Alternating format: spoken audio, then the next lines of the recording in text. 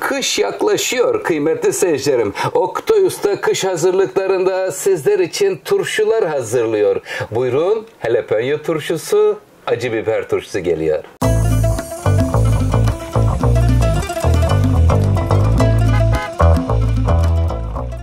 Turşu mevsimi geldi kıymetli seyircilerim. Sizler için bugün şöyle güzel bir jalapeno turşusu hazırlıyorum. İnşallah doğru söylüyorumdur. Evet, şimdi acı biber. İkisi de acı. Bunlar kıymetli seyircilerim. Şimdi buradaki halka halka kesilmiş. Eldiven takalım mutlaka. Çünkü kestiğimiz için ellerinize acı geçer.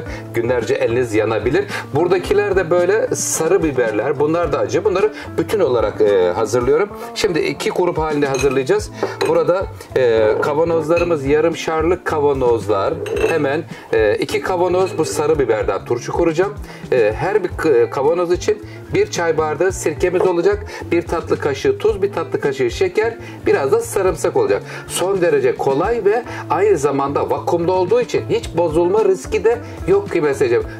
Cam gibi pırıl pırıl parlak bir şekilde olacak. Jalapeno için de yine aynı şekilde her kavanoz için biber, yani acı biber, sirke, su, tuz ve şeker. Lütfen takipte kalın. Bismillahirrahmanirrahim diyor ve hemen şimdi jalapeno acı biberleri doğramaya başlıyorum.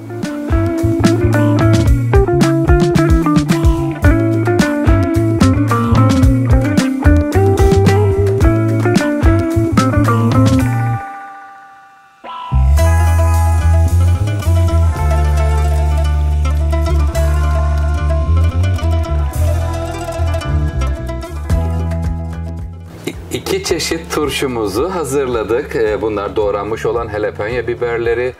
Buradaki de tombiş acılar.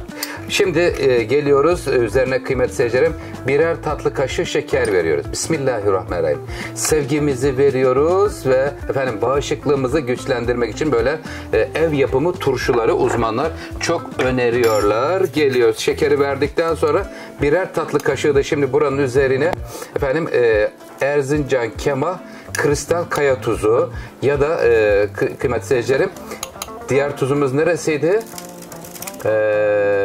Hatırlayamadım. Özür dilerim. Belki hatırlarsam şimdi sizlere hemen paylaşacağım. Tuzları Oktay'sa kenara dökme. Özür dilerim. Biraz dışarıya kaçırmışım. Çünkü buradaki benim sıkıntım ne oldu? Uzun kavanozlar seçtim. Ağızları dar. Ondan biraz zorlandım kıymetli seyircilerim. Şimdi sirkesini verme vakti geldi. Birer çay bardağı her kavanoz için elma sirkesi, üzüm sirkesi fark etmez. Şu anda ben üzüm sirkesi kullanıyorum.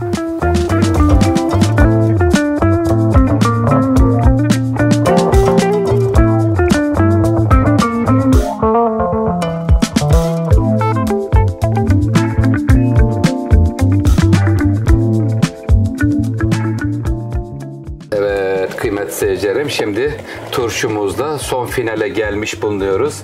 Sevgimizi veriyoruz, besmelemizi çekiyoruz. Efendim kışın şöyle kuru fasulyeyle birlikte bir güzel gider. Et yemeklerinin yanında güzelce servis edebilirsiniz. Jalapeno biberi, acı sarı biber. Ben dar bir kavanoz seçmişim. Siz daha rahat bir kavanoz seçebilirsiniz. Tamam. Hemen şimdi kapaklarını kapatıyoruz.